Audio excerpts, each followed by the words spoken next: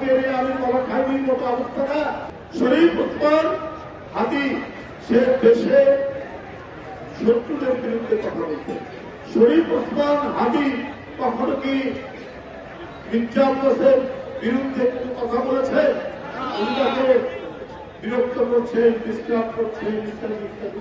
কিন্তু আপনি 1-1.5 ঘন্টার মধ্যে ফেসবুকে দিয়ে দিলেন ঠাকুর ঘর কেড়ে আমি বলা খাইবির মতো অবস্থা না।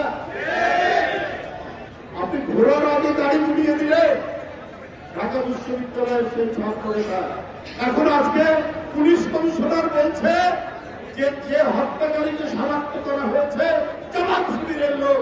এখন আমি বলি এটা বিএনপির কোন নেতার স্টেটমেন্ট না।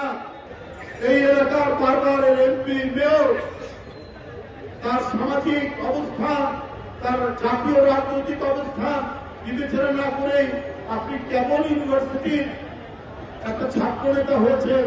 আপনার চেয়ে 36 বছর আগে আমরা ছাত্র নেতা আরেকটি বড় ইউনিভার্সিটির ভিপি হয়েও আমরা কোনো অন্য দলের সিনিয়র নেতাকেও এই ধরনের বাজে কথা বলে কখনো অভিহিত করিনি।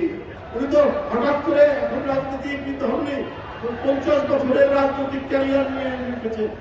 এইটা সুপরিকল্পিত একটা বিষয়। ওই যাকে শনাক্ত করা হয়েছে সেই তার উপর আঘাতকারী হাতির উপর সে ছাত্রলীগেরও নেতা আর ঢাকা বিশ্ববিদ্যালয়ের যে ভিপি কিনা সাদেক কাইমের সাথে একই টেবিলে চা খাচ্ছে। এখন এর বিচার কে করবে?